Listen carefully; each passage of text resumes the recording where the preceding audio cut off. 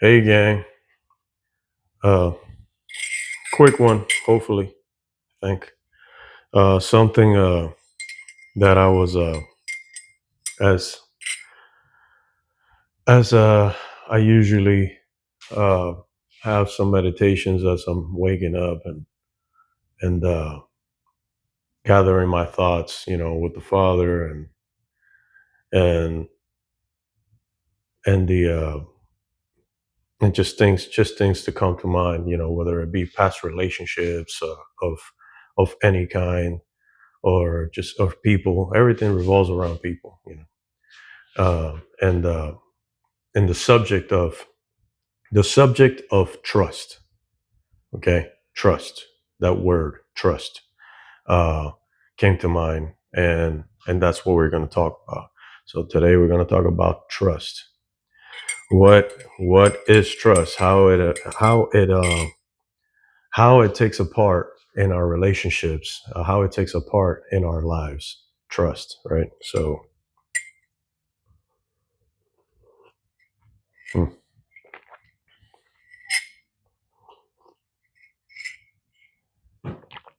How it takes a part in our lives. So, all right. So trust is a thing that it's uh it's very valuable. Trust is very valuable. Okay. And a lot of people say, "Oh, trust must be earned," and yes, but for the most part, when you start any kind of relationship with anybody, you know, uh, you uh, you there's a certain amount of trust on the based upon the base level of understanding that you may have with one another, you and the other party. There's a baseline of trust that is automatically given. It's like, okay, I entrust you this much, and it's usually on the side of the positive, not on the negative, right? I trust you this much. I don't trust you that much, but I entrust you this much. And like the word says, if you're faithful in the little, you know what I'm saying? The big stuff comes after that, right? So that works all across the board, right? So in relationships with other parties, uh, that the decent amount of trust is given in the beginning of any throughout any relationship, and then it can grow from there. It's like, oh wow, such and such is really an individual of integrity, or this, that, or the other, and then in the relationship. Oh wow, nobody else showed up, but such and such showed up, and that meant a lot, and it starts to grow and grow and grow, from there.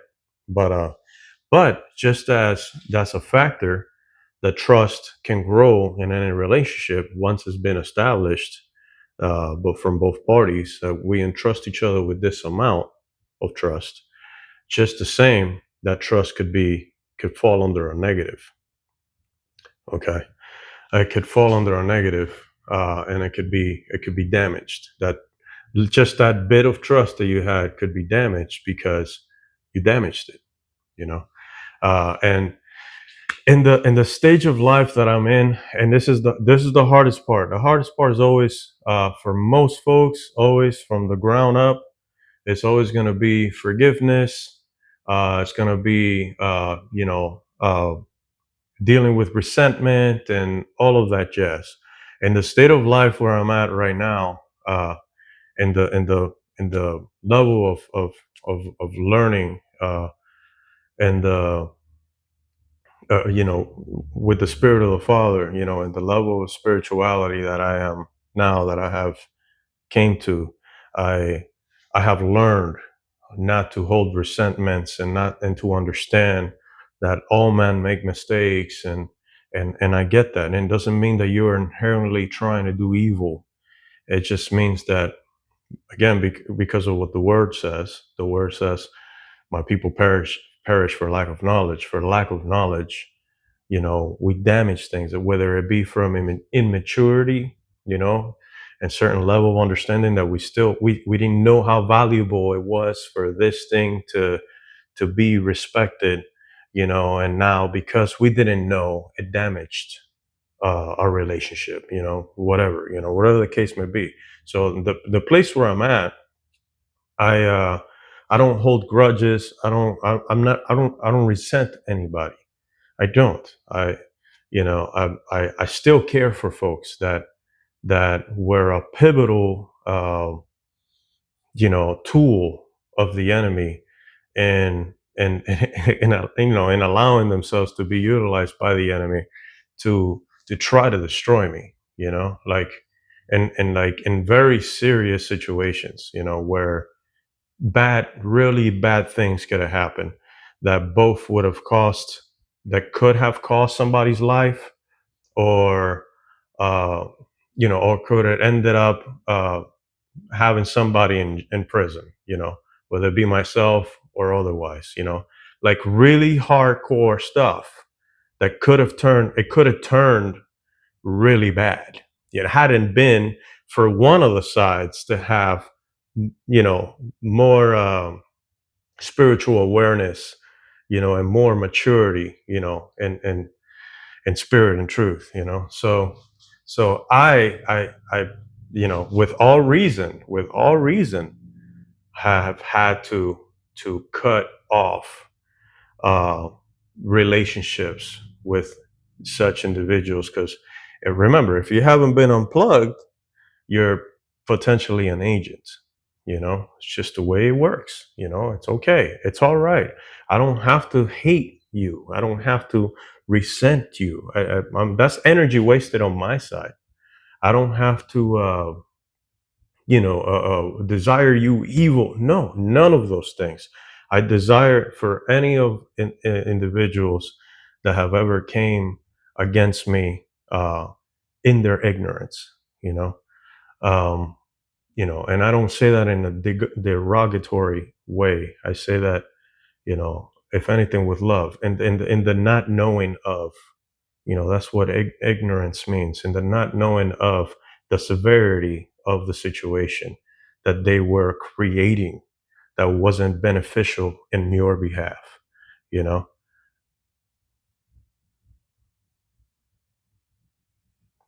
um, I don't hold grudges.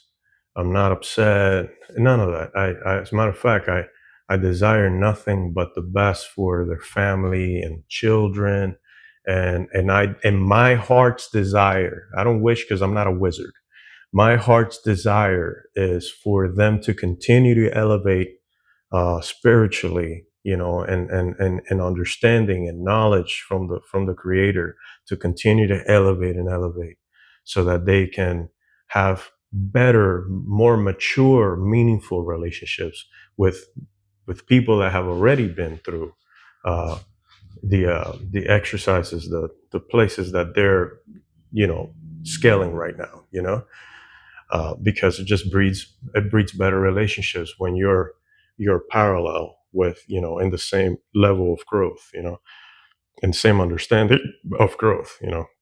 So trust, it's like, it's not, you don't have to, it's that's the thing that party on the other side doesn't understand. The party on the other side doesn't understand that it's not hate. It's not like, oh, oh, you judge me. No, I can't hang with you because you weren't capable. You showed fruits of not being capable of sustaining the level of trust necessary for our friendship to continue. So because I know your limitations that harm me and could very well have hurt me in a very severe way, I have to cut you off until you show the fruits necessary to be for the Spirit of the Father to give me a green light and tell me, okay, those are the fruits, you know, and until that happens, you know, until that happens, I can't make the effort because it's a pointless effort because nothing has really changed other than the thought and like the initial thought of change in your heart, but the fruits need to follow, and the fruits are the action that you take to that faith, to that new comprehension. So I can't trust your ability to uphold that trust that is necessary for me to continue to have you in my life. You see, it has nothing to do. Once you get to a point of like, and you're mature yourself, you mature yourself to the point of understanding, yeah, man, like I could have done something stupid like that, that's ridiculously stupid. I could have done something really stupid like that, thinking that I was super smart and I was doing something else, and or that whatever I did uh, didn't really hold much weight. It wasn't really that bad. No, it could have been really bad what you did. You see what I'm saying? But you get to the point of realizing it was a dumb mistake, but I forgive them. I'm not upset with them. It's just that that's it. This is where it ends for us, at least for now, and whoever knows how long. Because the fact of the matter is that you need to show those fruits in order for the trust uh, that is necessary for our relationship to continue. Is present. So that's just something that it's just I had it in my heart. I had it in my heart because I've had to cut a lot of people off. And all for different reasons. Not all for very connected reasons, but different in the sense of like folks that were directly involved in things where uh, in the situation where that took place in order for me to make the decision of like, okay, I gotta break loose from these people, and then others that had nothing to do with the situation as a whole, but by default they're still affiliated with and connected in the world where certain people function, and therefore now I can't, because there's nothing else to talk about. I can't put that on anybody. I can't put that on anybody of like, hey, listen, uh, we're not doing anything that has to do with those other folks anymore because we have this level of understanding, because they're not in that level of understanding of what that is, because it's not for them so then I do what's wise, and I remove myself. You remove yourself from that entirety. I've done this several times. I had to do this with I have to do this with my sisters. I have two sisters by my dad's side, and because of toxic relationship and that I had with my mother, and her being a undiagnosed but very obvious narcissist, because she didn't deal with her childhood situation, with her childhood dramas, and she projected all of that onto me as I was growing up, and then I have to now deal with that so that I don't uh, proceed to uh, inflict that same drama into my family, into my children. So like now, it's on me now. It's always on you. At the end of the day, it's on you how you react to what is done. So like I had to cut off. I got nieces and nephews. I got two sisters and uncles and you name it. Like I got a bunch of family on my dad's side that I don't talk to. And it's not because I desire them any harm or because I hate them or none of that, or I resent them. No, I don't. None of it. It's simply because of their direct involvement and connection with with the woman that birthed me, that can't do anything wrong. She can't. She never holds any accountability, and and I always end up looking like the bad guy, and every story she tells everybody about our relationship, I end up being the bad guy because I separated myself from her. You know what I mean? And but little by little, the fruits show. So every relationship that she's had, ends up falling to the ground.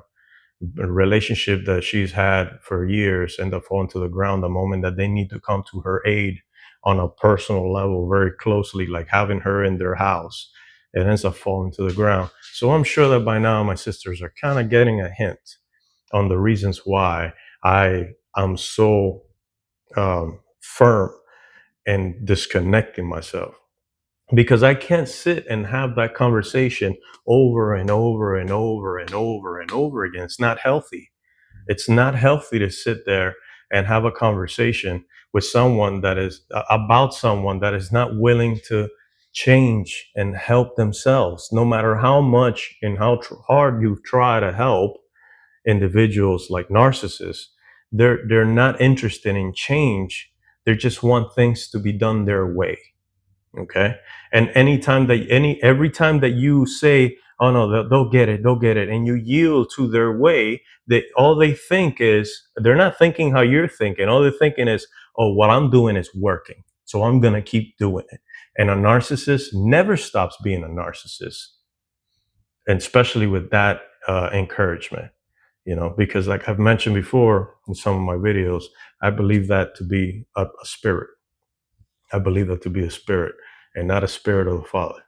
So, but again, I say that to say that. So trust, so I can't entrust my peace on my sister's family, uh when it comes to them having that connection with my mother, and them knowing the situation to a degree.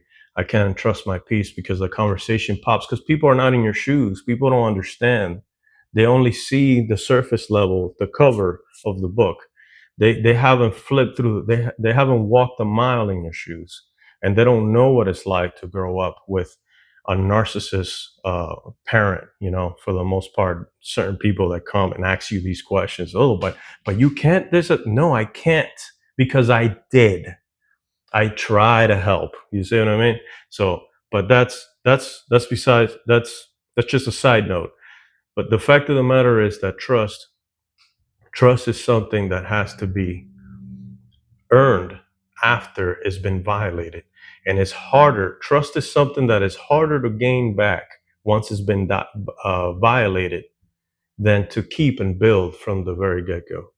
So, and it's unfortunate. It's unfortunate because there's a lot of folks that end up growing, but that's part of their journey. Part of their journey is feeling the hurt and feeling the disappointment of their wrongdoings, in the sense of them not knowing how severe it was what they did towards that relationship. That's part of them growing. And you can't keep them from that. You're actually doing them good service by removing yourself and allowing them to feel the weight of their actions. In that sense, you're doing them a service. So it's not like it's not like I won't pick up the phone, you know and that's what these folks don't understand. It's not like I won't pick up the phone. You call me and you're on the side of the road somewhere, and I know I can get to you, and for some reason I'm the only one you called. I'm gonna have my guard up. But if you tell me you're on the side of the road somewhere south, or wherever, away from you know the area of operation, because in that sense, call one of those individuals that I no longer associate with. You know what I mean? But if you're on my side of my end and you have a real emergency, it's not like I won't be humanitarian and go help you out. you know it has nothing to do with the emotion of hatred. It has nothing to do with that on my end. It's simply, there was a trust and it was violated. And now, as a result, I understand that there's a certain level of trust that you can't be entrusted with, because you haven't gotten up to the level of understanding of how important that trust is. at that level. And as long as you're not there yet, nothing really has changed. And I would be a fool to submit myself again to that relationship. So trust, that funny word, trust, it's like I said, it's easy to build on top, but it's the hardest to gain back when you lose it. So 20 minutes. I bless you guys. To those that celebrate the whole Shabbat, Shalom, and whoever's getting ready for church on Sunday, I don't do any of it. I, I, my church is here, right in here, right now, every day. So, I am integral. I keep my integrity to the best of my ability in front of the creator as is watching all the time. I don't need to be in the midst of a group. I don't need to go to a physical building to show integrity. I don't need people to see me wearing a fancy suit or see me, or see my fruits physically for them to judge if I am. No, I don't need any of that. The Spirit of the Father will show folks where I'm at because I behave in secret where everybody is not looking the same way I behave in public. So that's my church. I am the church and he's the teacher. So bless you guys. And I hope you guys continue to elevate in your journey, in your own journey, you know, and whoever, whenever, in the name of your son and remember in the name of the son, Yeshua HaMashiach, Yahuwah, Jesus the Christ. Remember, anything you ask the Father, He will grant you. Seek and you shall find. Ask and you shall receive. Knock and it shall be open. Okay. Anything you ask the Father through the sacrifice of His Son, Jesus the Christ, He will grant you according to His riches in glory. And it is in the Father's riches in glory for you to be elevated and be closer to His understanding, be closer to His presence and truth and spirit, so that you can see the lies that have been presented in front of you and all around you in this world that you have been submitted to from physical birth. Okay, so bless you guys. I'll catch you on the next one.